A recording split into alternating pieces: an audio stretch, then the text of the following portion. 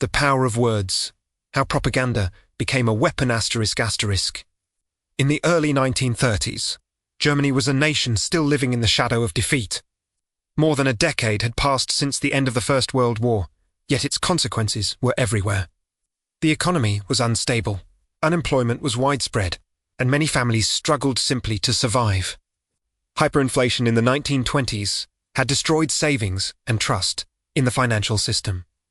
To many Germans, the Treaty of Versailles felt like a national humiliation, placing all blame for the war on Germany and forcing the country to accept heavy reparations and territorial losses. This was not just a time of economic hardship. It was a time of emotional crisis. People felt angry, betrayed, and uncertain about the future. Democracy, represented by the Weimar Republic, appeared weak and chaotic. Political parties fought each other endlessly, and violence in the streets became increasingly common. Many Germans began to believe that the old system had failed them. It was within this atmosphere of fear, resentment, and desperation that propaganda found fertile ground. This chapter explores how Nazi propaganda did not merely persuade the German people, but gradually reshaped how they understood reality itself. To understand this process, we must first understand what propaganda truly is. Propaganda is often misunderstood as simple lies or false information. In reality, effective propaganda rarely relies on constant lying. Instead, it carefully selects facts, exaggerates certain truths, hides inconvenient details, and appeals strongly to emotion rather than reason. Its goal is not to inform, but to influence. It simplifies complex problems into clear, emotionally satisfying explanations. Above all, it repeats the same messages until they feel natural and unquestionable. Adolf Hitler understood this principle deeply. Long before he came to power, he wrote about propaganda in his book Mein Kampf. He argued that propaganda should be simple, emotional, and aimed at the broad masses, not at intellectual elites. According to Hitler, the most effective propaganda did not ask people to think carefully. It told them what to feel. When the Nazi Party began its rise, Germany was a society ready to listen. Many Germans were searching for meaning and direction. They wanted someone to blame for their suffering and someone to promise a better future. The Nazis offered both. They presented Germany as problems us, the result of betrayal, internal enemies, and weak leadership. At the same time, they promised national rebirth, strength, and unity under a single powerful leader. These messages were appealing precisely because they were simple. Instead of complex economic explanations, people were given emotional narratives. Instead of uncertainty, they were given confidence. The Nazi worldview divided the world into clear categories of friend and enemy, strength and weakness, loyalty and betrayal. For a population exhausted by chaos, this clarity felt comforting. Central to this propaganda system was the creation of a powerful symbol, Adolf Hitler himself. Nazi propaganda transformed Hitler from a politician into a myth. He was portrayed as a man of destiny, a selfless leader who embodied the will of the German people. Posters and photographs showed him as calm and resolute, often gazing into the distance as if he alone could see Germany's future. His speeches were carefully staged too. Emphasize emotional intensity, building slowly from calm reasoning to passionate, dramatic conclusions. Failures were rarely associated with Hitler. When policies went wrong, blame was redirected toward enemies, saboteurs, or external forces.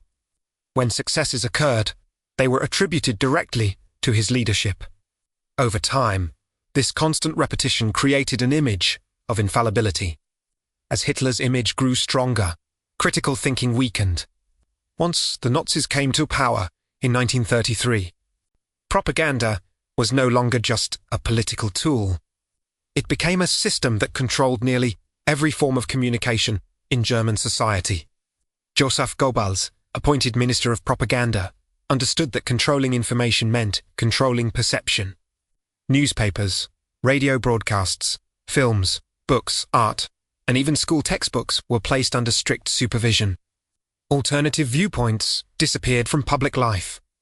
Independent journalists were silenced, Books that did not fit Nazi ideology were banned or burned. Over time, Germans were exposed to fewer and fewer perspectives outside the official narrative. When people hear only one version of events, that version gradually becomes reality. Among all propaganda tools, the radio proved especially powerful. The Nazis introduced an affordable radio receiver known as the Volksempfänger, or People's Receiver, allowing millions of households to listen to state-approved broadcasts. Hitler's speeches, patriotic music, and carefully filtered news entered homes on a daily basis. Listening was not only encouraged. In many cases, they became expected. Through repetition, the messages sank in. Germany was rising again. The Führer was guiding the nation. Enemies threatened the people from within and without. Over time, many Germans internalized these ideas, without consciously choosing to do so. Nazi propaganda focused heavily on emotion rather than logic.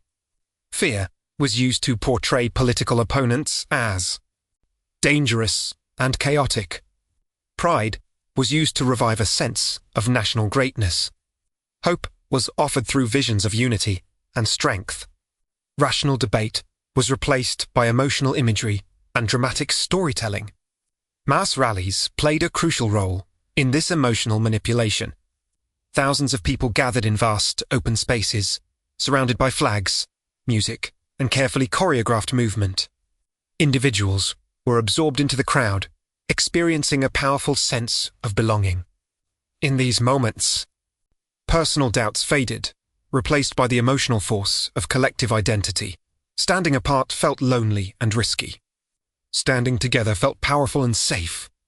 Even in its early stages, Nazi propaganda began a subtle process of division. Society was slowly separated into us and them. Certain groups were portrayed as corrupting influences or hidden threats. This was not yet mass violence, but it was a crucial first step. Language matters. When people become accustomed to hearing others described as weak, dangerous, or less human, moral boundaries begin to shift. It is important to recognize a difficult truth. Most Germans were not driven by hatred alone. Many were ordinary people navigating an unstable world. Propaganda did not force them to believe through constant terror. Instead, it guided their emotions, narrowed their choices, and shaped their understanding of events. This is why Nazi propaganda was so effective. It worked not because Germans were uniquely susceptible, but because the techniques used targeted universal human psychology. Fear, pride, belonging, and repetition affect all societies, in all eras. As this chapter comes to an end, one lesson becomes clear. Propaganda is not just a weapon of the past. It is a warning from history. Understanding how words and images were used to manipulate an entire nation helps us recognize similar patterns in the modern world. In the next chapter, we will turn our focus to the architect of this system. Joseph Goebbels, the man who transformed propaganda into one of the most powerful weapons of the Second World War. Joseph Goebbels, the architect of manipulation ****. If Adolf Hitler was the face of Nazi propaganda, then Joseph Goebbels was its mind. Goebbels did not command armies, and he rarely appeared on the battlefield, yet his influence over Germany was immense. He understood something that many military leaders underestimated. Modern wars are not fought only with weapons, but with ideas. Control what people think, and you control how they act. Joseph Goebbels was highly educated, holding a doctorate in literature. He was not a simple fanatic driven only by emotion. He was intelligent, analytical, and deeply aware of the power of language. This combination made him especially dangerous.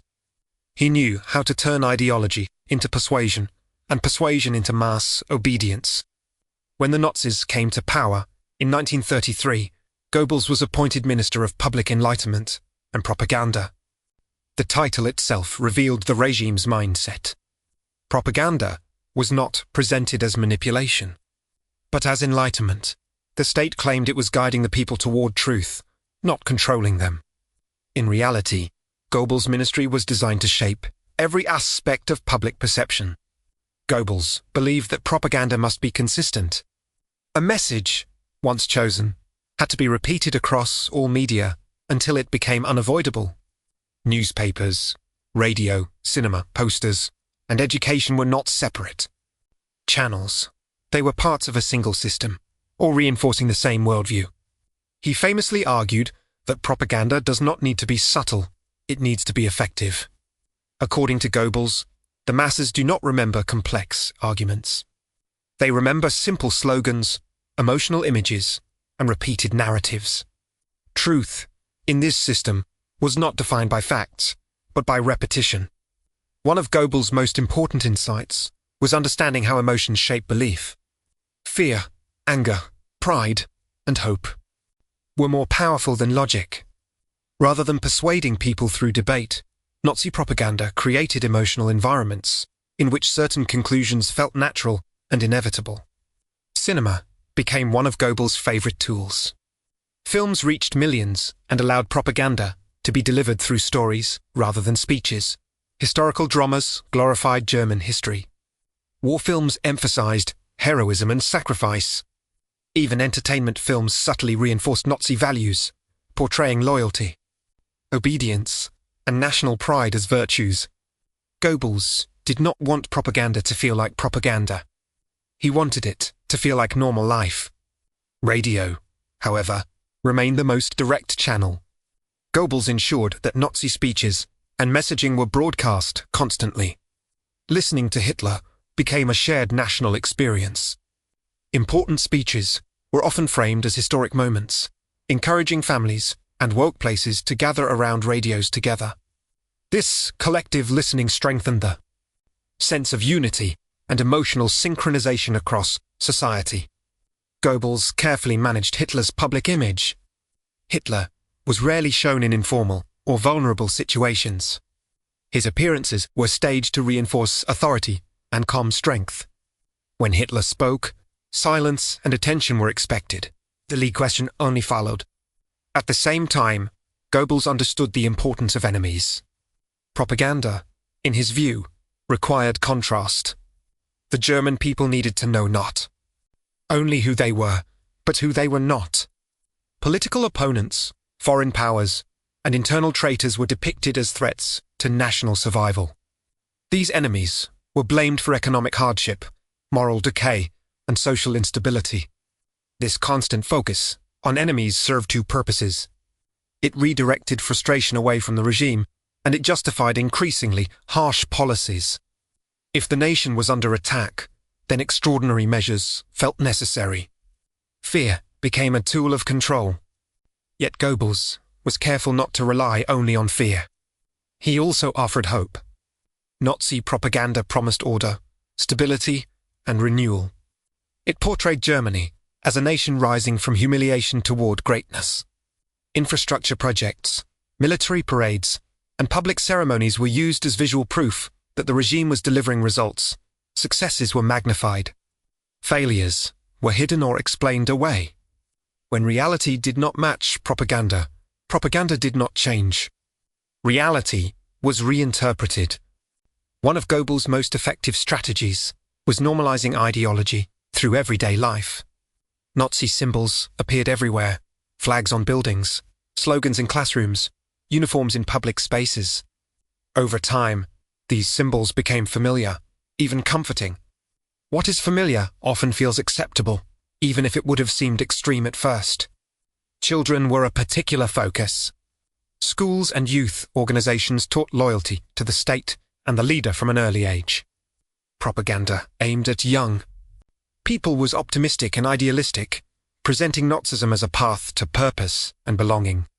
By shaping beliefs early, the regime reduced the likelihood of resistance later. Goebbels also understood timing. During moments of crisis, propaganda intensified. During moments of success, it celebrated. After military victories, messages emphasized destiny and strength. After defeats, propaganda shifted blame and called for endurance and sacrifice. The narrative always adapted, but the core ideology remained unchanged. Importantly, Goebbels was not interested in convincing everyone. He understood that total persuasion was impossible. Instead, his goal was to eliminate alternatives. If opposing voices were silenced and doubt was isolated, then even passive acceptance became enough. A population does not need to be fanatical to be controlled. It only needs to be quiet. By the late 1930s, Goebbels' propaganda system had transformed German society.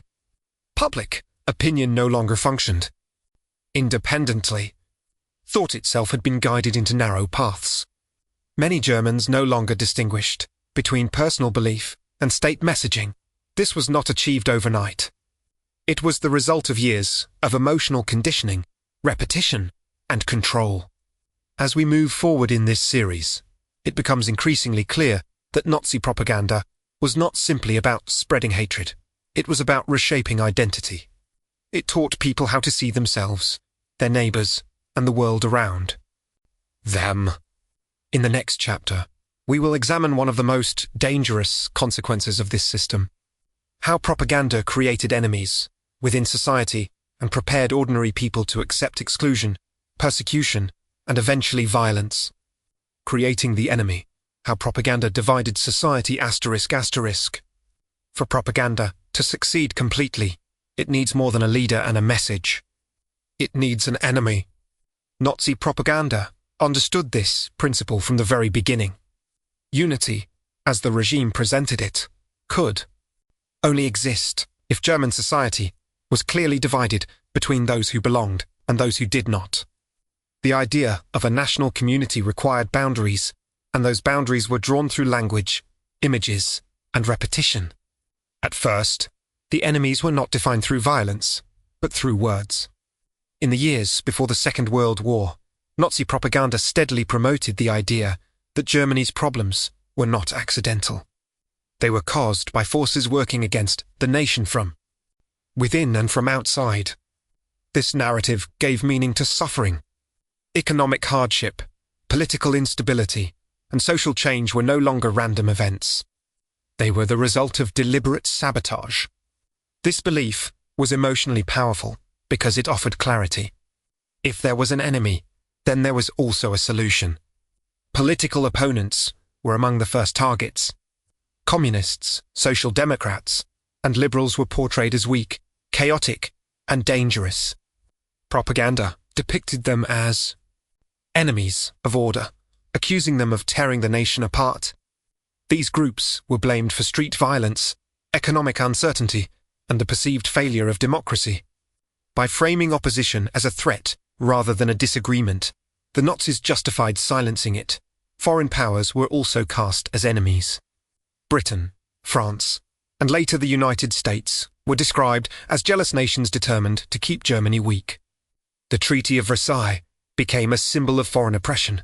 Nazi propaganda repeated the idea that Germany was surrounded by hostile forces, reinforcing a sense of siege and urgency.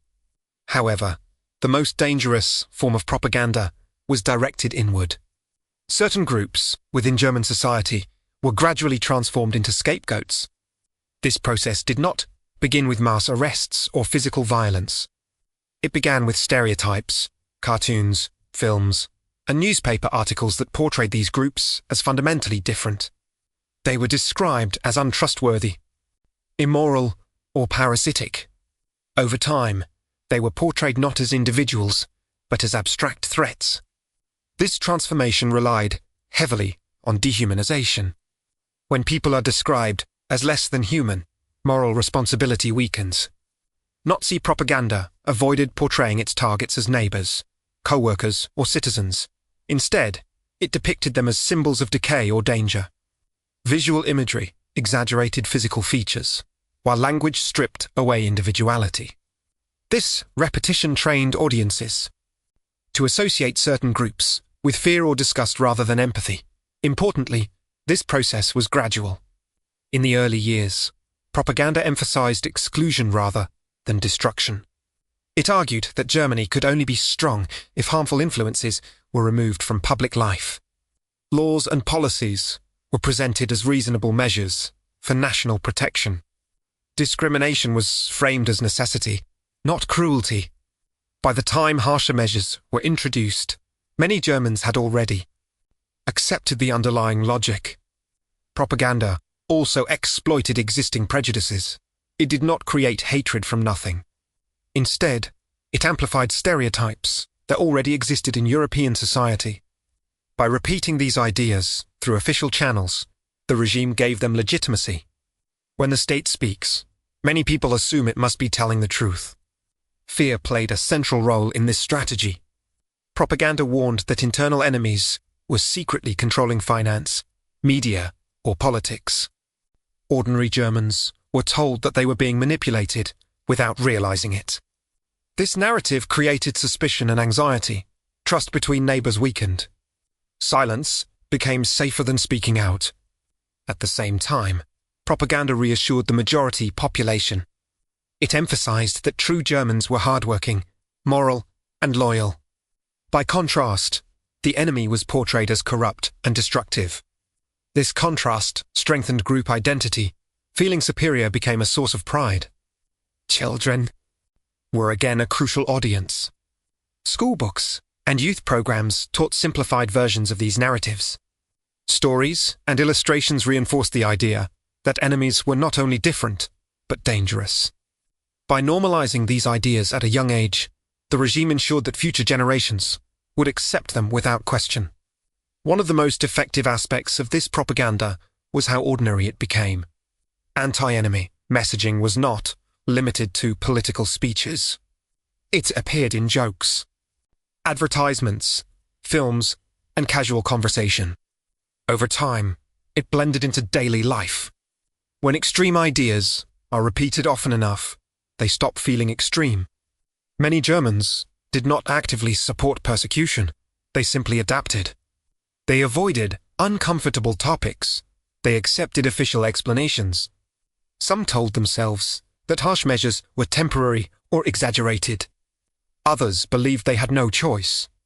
Propaganda thrives in this space between belief and silence. It is important to understand that resistance became increasingly difficult. Those who questioned the narrative risked social isolation, professional consequences, or worse. As dissent disappeared from public life, the illusion of consensus grew stronger. People looked around and saw no visible opposition, reinforcing the belief that everyone agreed. This illusion was carefully maintained. Propaganda did not need to convince every individual. It only needed to dominate public space. When alternative voices are absent, even doubts remain private. Over time, private doubts fade when they are never expressed. By the late 1930s, the image of the enemy had become deeply embedded in German society. Exclusion felt normal. Discrimination felt justified. The moral boundaries that once protected individuals were eroding. This did not happen because people suddenly became cruel. It happened because propaganda changed the framework through which cruelty was understood. Violence, when it came later, was no longer seen as unthinkable. It was seen as inevitable. Chapter 3 reveals one of the darkest lessons of history. The path to mass violence is often paved not with weapons, but with words. When language is used to divide, simplify, and dehumanize, it prepares societies to accept actions they would once have rejected. Understanding this process is essential, not only to understand Nazi Germany, but to recognize similar patterns whenever fear and identity are used as tools of control. The next chapter, we will examine how Nazi propaganda turned war itself into a spectacle, glorifying conflict and preparing the population psychologically for total war. Glorifying war, how propaganda prepared a nation for violence, ***. By the late 1930s, Nazi propaganda had already reshaped how Germans viewed leadership, identity, and enemies. The next step was even more dangerous. It involved transforming war itself from a tragedy to be feared into a destiny to be embraced. War, after all, requires sacrifice, and sacrifice requires belief. The Nazi regime understood that most people do not naturally desire war. Memories of the First World War were still fresh. Millions of Germans had lost fathers, sons, and brothers. Hunger, trauma, and social collapse followed the fighting. If the population were to support another conflict, war had to be redefined. Nazi propaganda set out to do exactly that. Rather than presenting war as destruction, propaganda framed it as renewal. Conflict was portrayed as a cleansing force, a test of strength that would restore Germany's honor and secure its future. War was no longer chaos, it was purpose. This transformation began with language. Nazi messaging rarely spoke of invasion or aggression. Instead, it spoke of defense, destiny, and necessity. Military expansion was described as protection. Territorial conquest was framed as reunification. Each step toward war was presented as a reasonable response to external threats. The regime consistently portrayed Germany as a peaceful nation forced into action. According to propaganda, Germany did not seek conflict. Conflict was imposed upon it by hostile powers, determined to keep the nation weak. In this narrative, war became not a choice, but an obligation. Visual imagery played a crucial role in shaping this perception. Posters, films, and photographs depicted soldiers as heroic, disciplined, and noble. They were shown standing tall, often bathed in dramatic light. Symbols of strength and unity. Rarely were they shown wounded, exhausted, or afraid. The reality of combat was carefully hidden. Instead of blood and suffering, propaganda emphasized camaraderie, honor, and sacrifice. Soldiers were portrayed as protectors of families, culture, and civilization itself. Through repetition, military service became associated with pride rather than fear. Cinema amplified these messages. War films produced under Nazi supervision focused on bravery and loyalty. Characters faced danger calmly, often smiling in the face of death. Doubt and hesitation were rarely shown, and when they were quickly overcome through duty to the nation. These films did not merely entertain.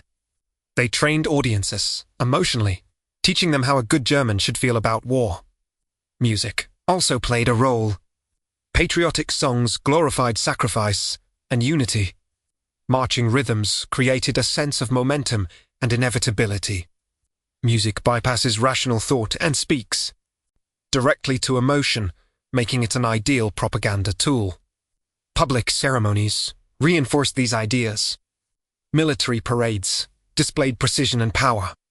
Uniforms, flags, and synchronized movement projected order and control.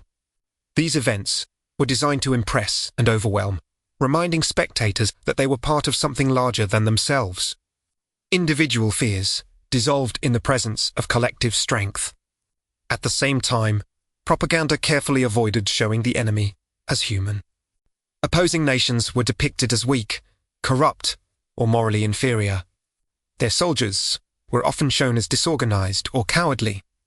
This contrast reassured the German public that victory was not only possible, but inevitable. Confidence replaced caution. This sense of inevitability was critical. If war was unavoidable, then resistance seemed pointless.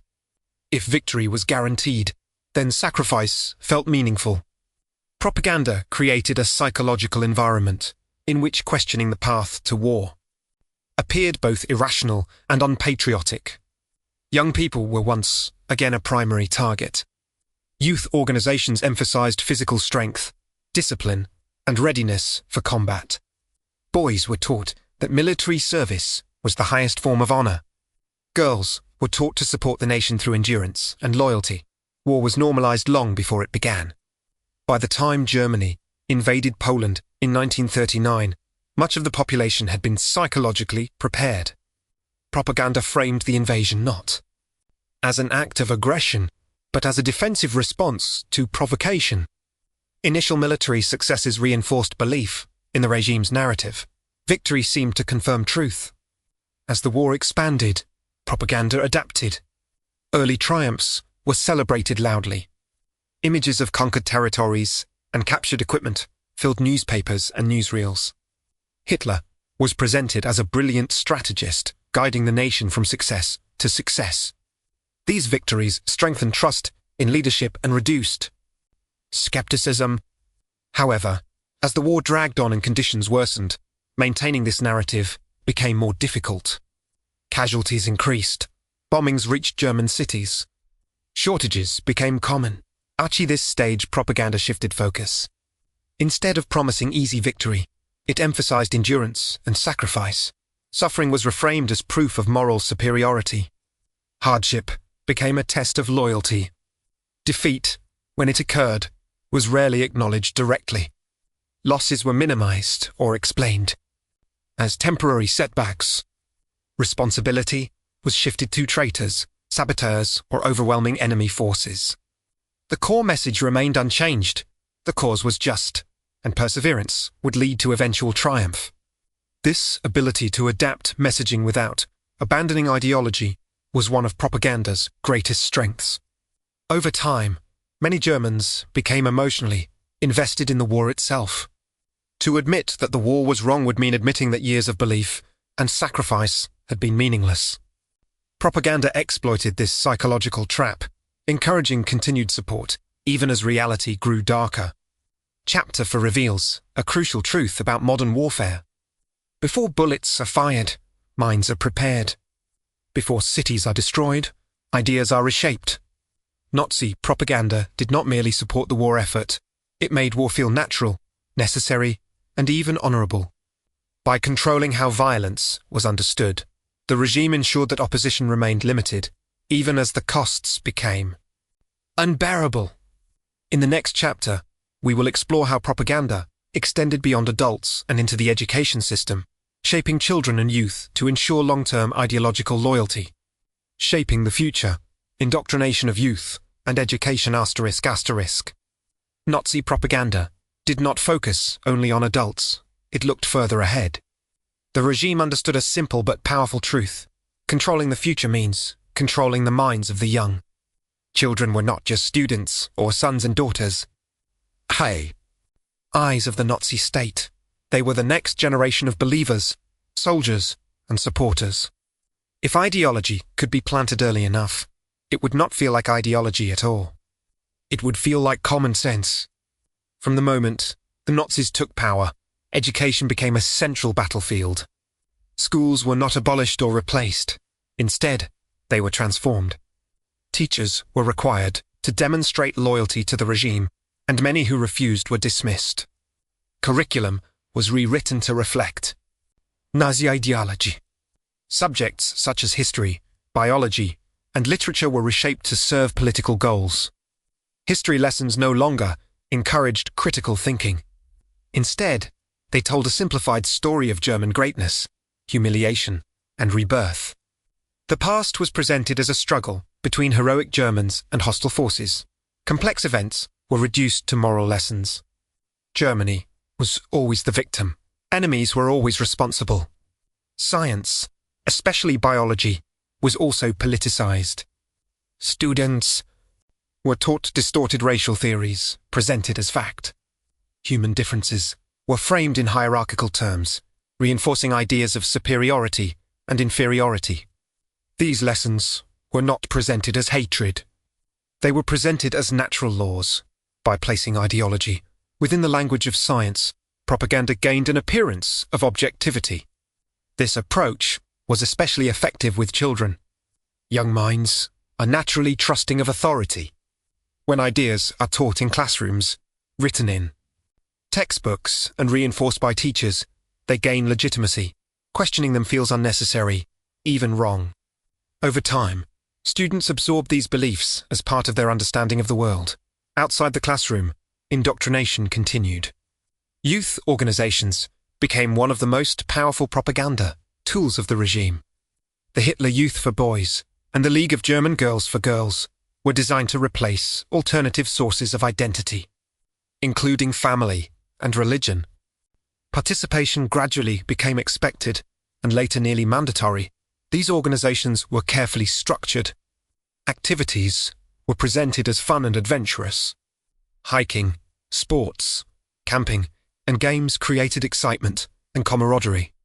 Yet beneath the surface, discipline, obedience, and loyalty were constantly reinforced. Uniforms, symbols, and rituals created a strong sense of belonging. Members were taught to see themselves not as individuals, but as parts of a larger national mission. For boys, the message was clear. Strength, endurance, and readiness for combat were virtues. Military drills were introduced early, making the idea of war familiar rather than frightening. Authority was emphasized. Orders were to be followed without hesitation. For girls, propaganda emphasized a different role. Girls were taught that their primary duty was to support the nation through motherhood, loyalty, and sacrifice. Education focused less on independent achievement and more on preparation for family life. This was framed not as limitation, but as honor. Serving the nation did not always mean fighting. It could also mean nurturing the future. This division of roles was not accidental. It reinforced the regime's vision of society, where each person had a defined place and purpose. One of the most powerful aspects of youth propaganda was how it separated children from alternative influences. Time spent in youth organizations reduced time spent with family, loyalty to peers and leaders within the movement sometimes outweighed loyalty to parents. In extreme cases, children were encouraged to report behavior that appeared disloyal, even within their own homes. This undermined traditional bonds and strengthened the state's influence. Propaganda also shaped how young people viewed authority. Leaders were portrayed as benevolent and wise. Obedience was framed as virtue. Questioning was associated with weakness or betrayal. Over time, many young Germans grew up in an environment where conformity felt normal and resistance felt dangerous. Importantly, indoctrination was not always harsh or violent. Much of it was subtle. Songs, stories, and games carried ideological messages. Heroes in children's books reflected Nazi ideals. Villains represented enemies of the state. These narratives shaped imagination as much as intellect. By the time young people reached adulthood, many had never known a world without Nazi ideology. Their beliefs were not the result of sudden persuasion. They were the product of years of reinforcement. However, it would be a mistake to assume that all young Germans accepted this indoctrination equally. Some resisted quietly, others felt conflicted. But open resistance became increasingly rare as propaganda closed off alternatives. When every institution reinforces the same worldview, resisting it requires extraordinary courage. As the war progressed, youth propaganda became even more intense. With Mainzent, the front, teenagers were mobilized to support the war effort. They worked in factories, assisted civil defense, and later, in the final stages of the war, some were sent into combat roles. The line between childhood and adulthood blurred. Sacrifice was no longer symbolic, it became real. Propaganda portrayed these young participants as heroes. Their suffering was framed as noble. Their deaths were presented as meaningful. This narrative was devastatingly effective. It transformed tragedy into purpose and discouraged questioning, even in the face of overwhelming loss. Chapter 5 highlights one of the most unsettling aspects of Nazi propaganda. It did not merely manipulate opinions. It shaped identity from childhood. By controlling education and youth culture, the regime ensured that its ideology would survive beyond any single leader or moment. Belief was not imposed suddenly. It was grown slowly, patiently, and systematically. Understanding this process reminds us that propaganda is most dangerous when it appears ordinary, when it hides within institutions meant to educate and protect. In the next chapter, we will explore how propaganda functioned during moments of crisis and defeat, and how the regime attempted to maintain belief even as reality began to collapse. Managing defeat. Propaganda in times of crisis, ***. Propaganda is easiest when victory seems certain. Its true test comes with defeat. As the Second World War progressed, the reality facing Germany began to change. Early military successes created confidence and enthusiasm, but war is unforgiving. By the early 1940s, Germany was fighting on multiple fronts. Casualties increased, resources became scarce. Allied bombings reached deep into German cities. The promises of quick victory no longer matched daily experience. For the Nazi regime, this was a dangerous moment. When reality contradicts propaganda, belief begins to crack. Joseph Goebbels understood this risk better than anyone. His task was no longer to celebrate triumph, It was to manage disappointment, fear, and doubt without allowing the ideological structure to collapse. The solution was not to abandon propaganda, but to intensify and adapt it. Official messaging began to change tone. Victory was still promised, but it was framed as something that required endurance rather than speed. Sacrifice replaced celebration. Suffering became proof of loyalty. The population was told that hardship was temporary and meaningful, a necessary price for ultimate triumph. Language was carefully chosen. Defeats were rarely described as defeats. They were called strategic withdrawals or temporary setbacks. Losses were minimized. Numbers avoided. Details blurred. When entire armies were destroyed, propaganda focused instead on heroic resistance or betrayal by others. The truth was not denied outright. It was reshaped. At the same time, blame was redirected. If things were going wrong, it was not. Because the ideology was flawed or leadership was mistaken. Responsibility was shifted to enemies, saboteurs, or overwhelming foreign forces. This preserved the image of infallibility at the center of power. The Führer, in particular, remained above criticism. Goebbels also relied heavily on emotional appeals. Fear became more explicit. Propaganda warned that defeat would bring destruction, humiliation, and revenge. The enemy was portrayed as brutal and merciless. According to this narrative, surrender was not an option. Survival itself depended on continued resistance. This created a psychological trap. If defeat meant annihilation, then even hopeless fighting felt rational. People may question leadership, but they fear catastrophe more. Propaganda exploited this fear, narrowing the range of acceptable choices. Radio broadcasts and newspapers emphasized stories of endurance. Accounts of civilians surviving bombings were framed as examples of courage. Families living in ruins were portrayed as symbols of national strength. These stories did not deny suffering, but they gave it meaning. Pain without purpose leads to despair. Pain with purpose can be endured. Public speeches reflected this shift. Goebbels' most famous address, the Total War speech of 1943, marked a turning point. Delivered after catastrophic losses on the Eastern Front, it abandoned the illusion of easy victory. Instead, it demanded absolute commitment. The message was clear, only total. Mobilization could prevent total destruction. The crowd's response was enthusiastic, but the reality was complex. Some believed genuinely, others felt pressure to conform. In public, agreement was expected. In private, doubts grew. Propaganda did not eliminate these doubts. It contained them. Censorship became stricter. Negative information was suppressed more aggressively. Listening to foreign radio broadcasts became dangerous. Rumors were monitored. Public expressions of pessimism were treated as threats to morale. Silence became a form of survival. At the same time, propaganda targeted specific groups differently. Soldiers at the front received messages emphasizing honor, duty, and brotherhood.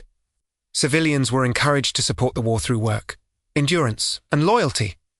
Women were praised for resilience. Children were celebrated for discipline and sacrifice.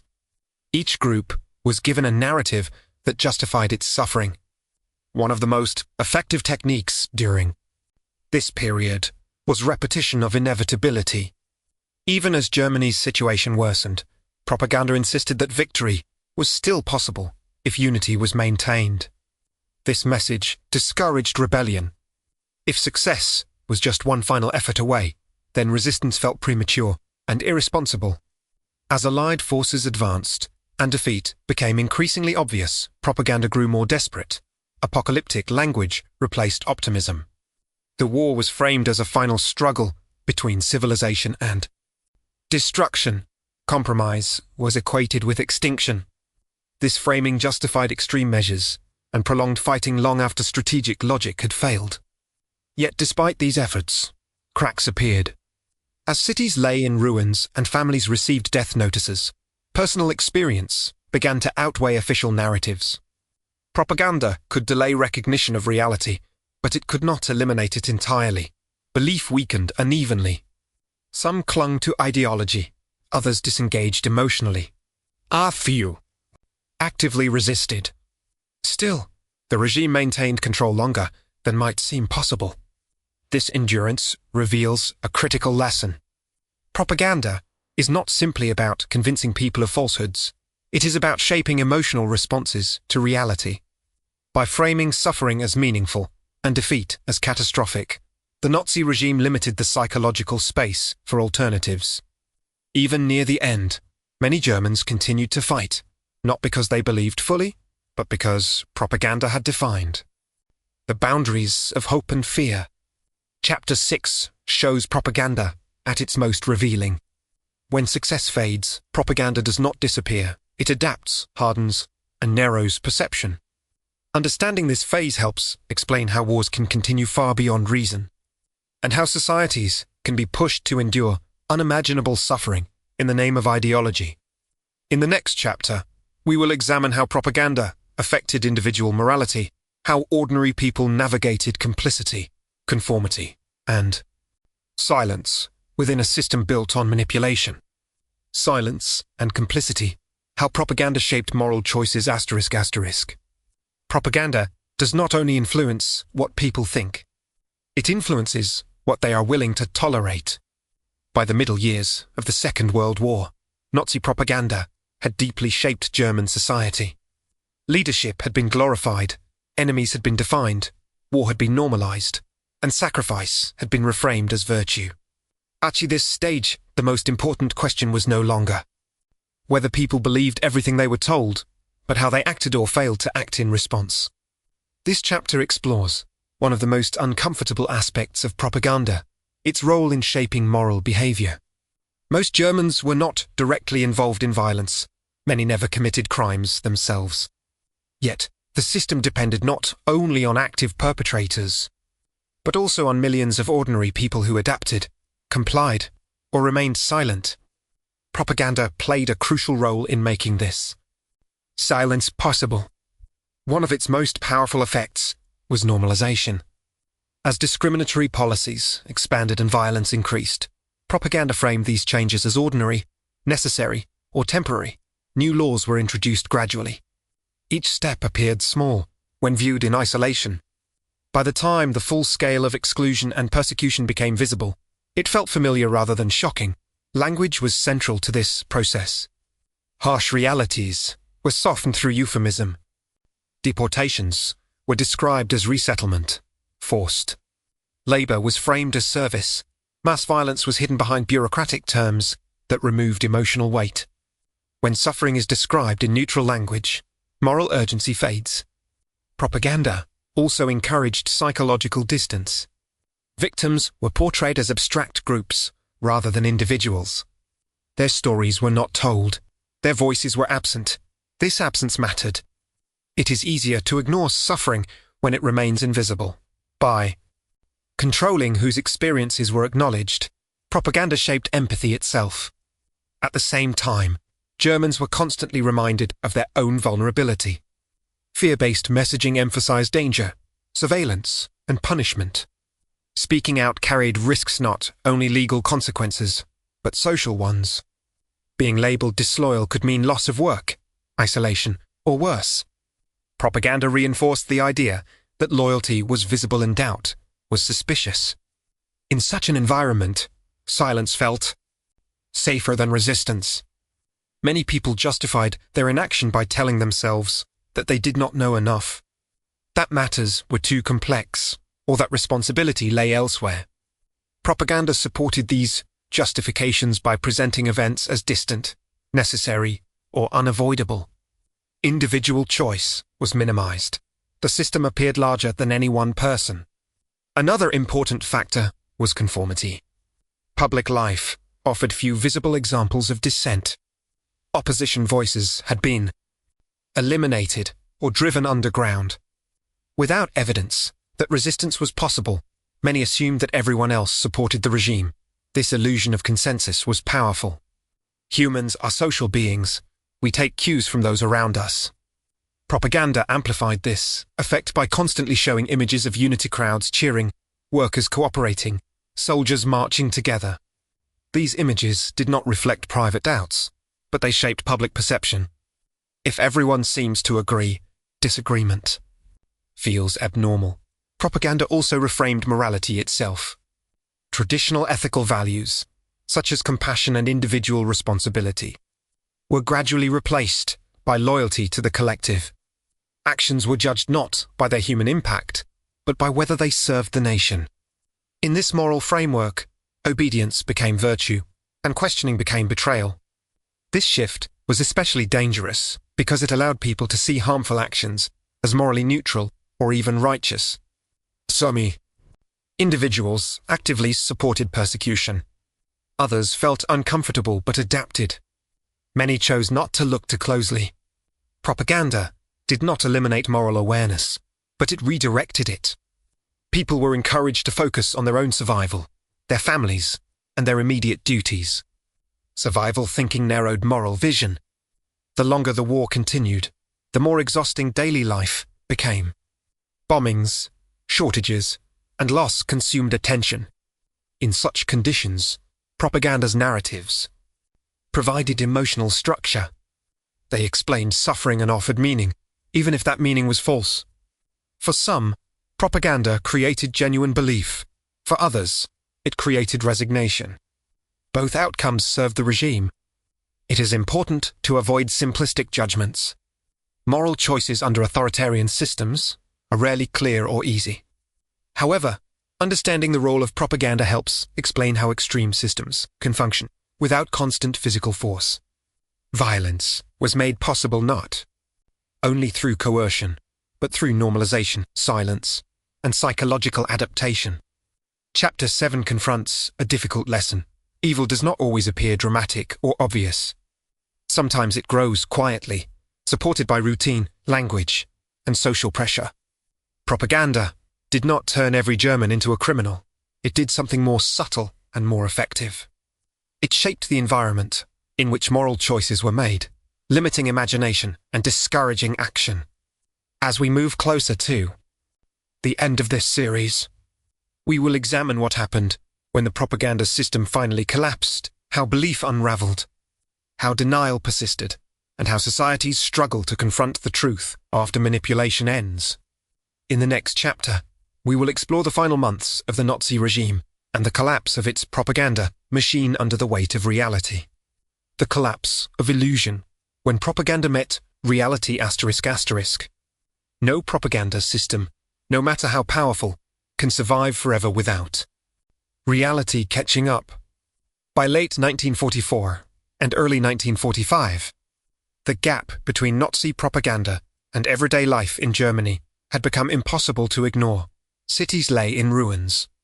Transportation networks were shattered. Food was scarce. Families mourned the dead or waited for soldiers who would never return.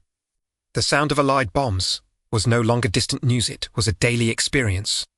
For years, propaganda had promised victory, strength, and destiny. Now it faced its greatest enemy, lived experience. The Nazi regime did not respond by abandoning its narrative. Instead, it doubled down. Official messages became increasingly detached from reality. Radio broadcasts spoke of secret weapons and miraculous turnarounds. Newspapers reported imaginary victories or exaggerated minor successes.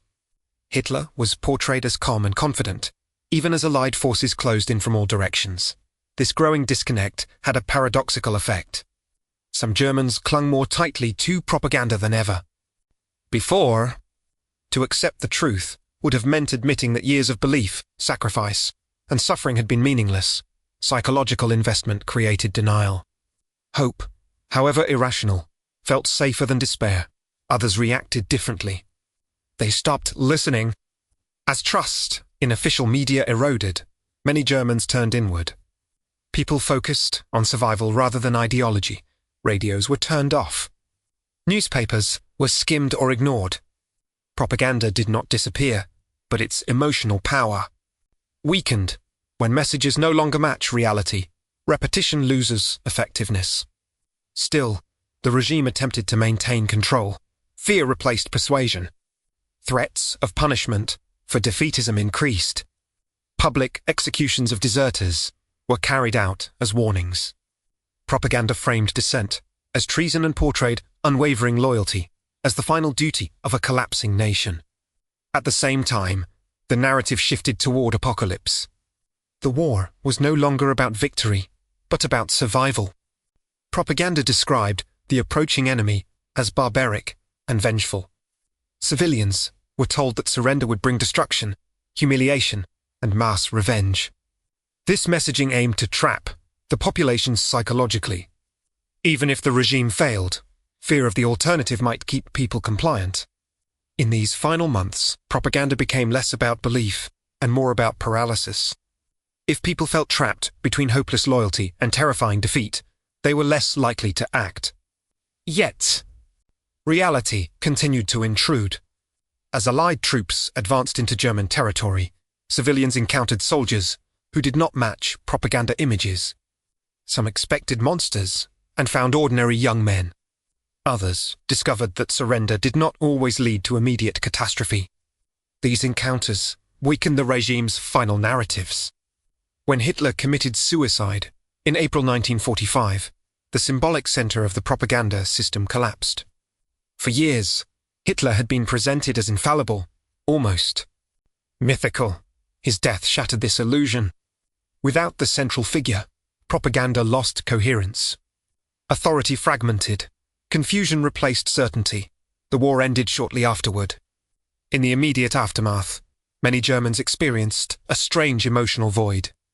The ideological framework that had structured life for over a decade vanished almost overnight. Propaganda slogans lost meaning. Symbols disappeared. Silence replaced constant messaging. This sudden collapse was disorienting. Some Germans claimed they had never truly believed. Others insisted they had been deceived.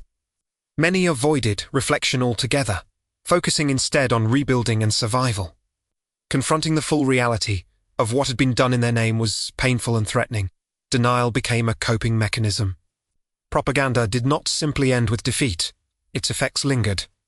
Years of controlled language and emotional conditioning made honest discussion difficult. Words had been emptied of meaning.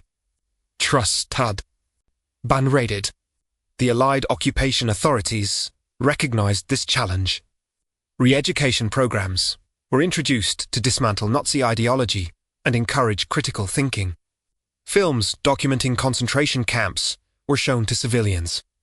New media systems were established. However, changing beliefs proved far more difficult than changing laws. Propaganda had shaped habits of thought, not just opinions. Some individuals resisted this process. They rejected responsibility and clung to victim narratives. Others engaged slowly, painfully, with the truth. This uneven response highlighted an important lesson. Undoing propaganda is far harder than spreading it.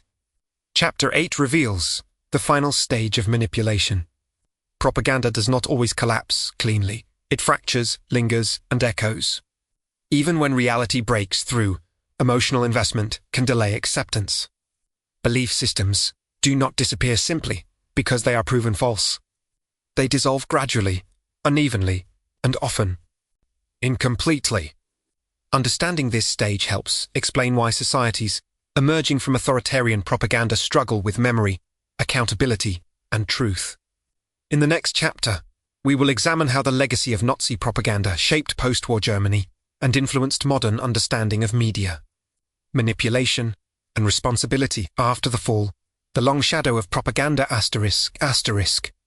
When the war ended, Nazi propaganda did not simply vanish. Its effects remained quietly, deeply, and unevenly.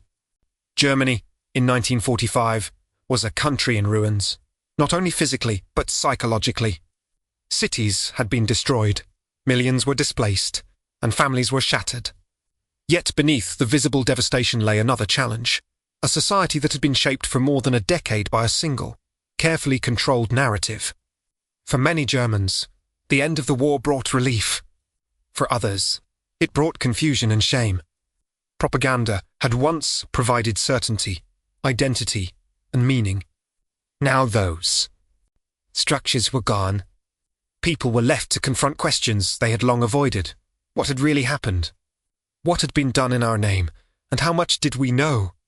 The Allies understood that military defeat alone was not enough. The ideological system that had sustained the regime had to be dismantled. This process became known as denazification.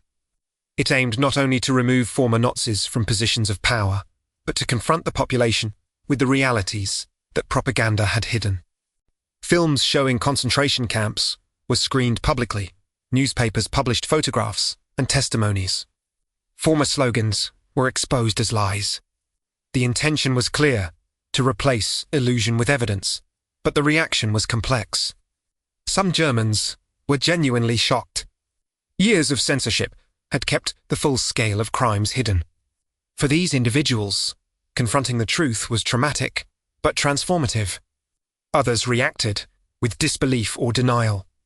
They questioned the authenticity of evidence or argued that responsibility lay elsewhere.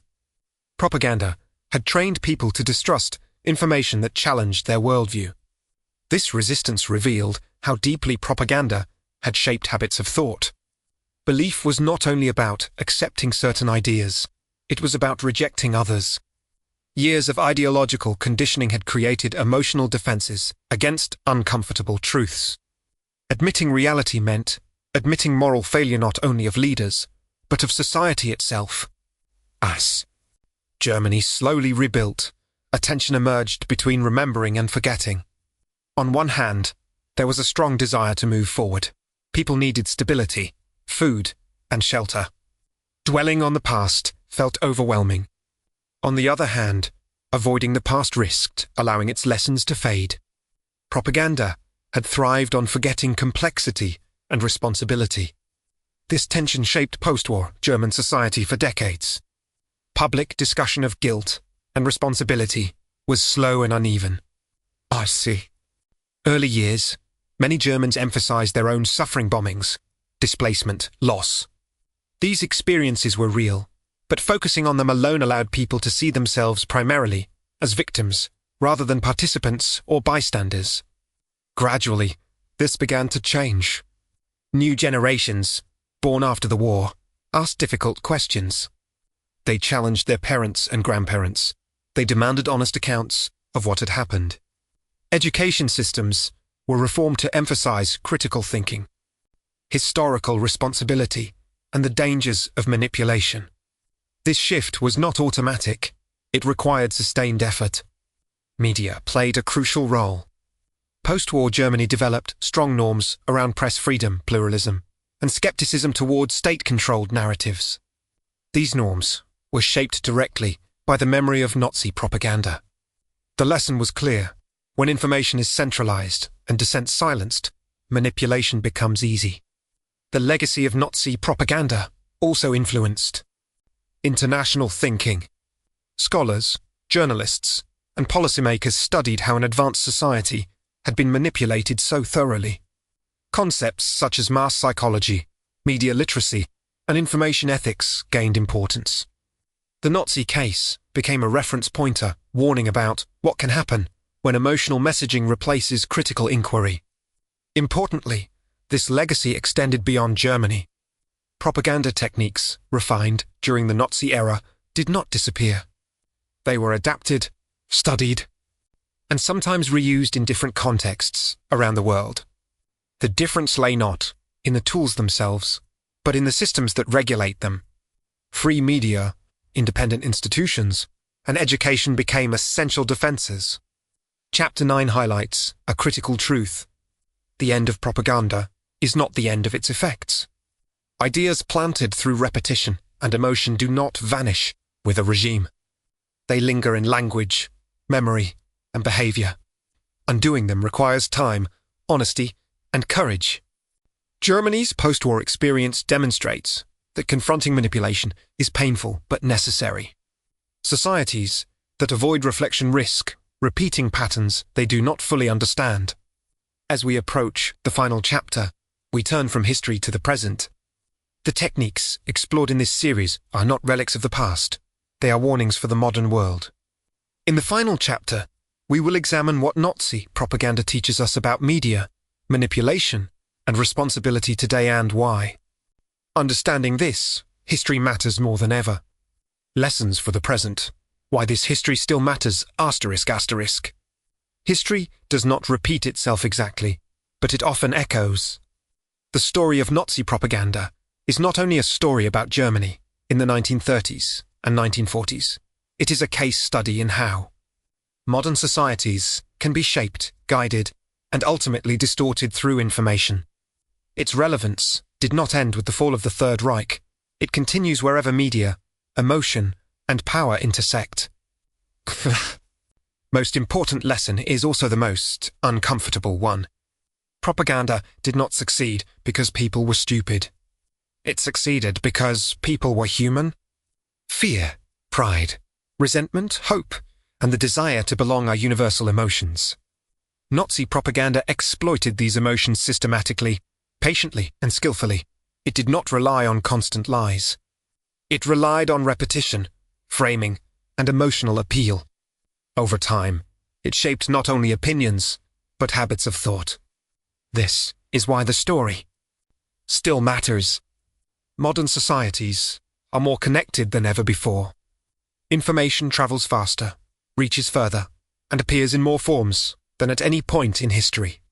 This creates opportunity but also vulnerability. The same psychological mechanisms that were exploited in the past remain active today. Simplified narratives still appeal to people in times of uncertainty. Clear enemies still offer emotional comfort.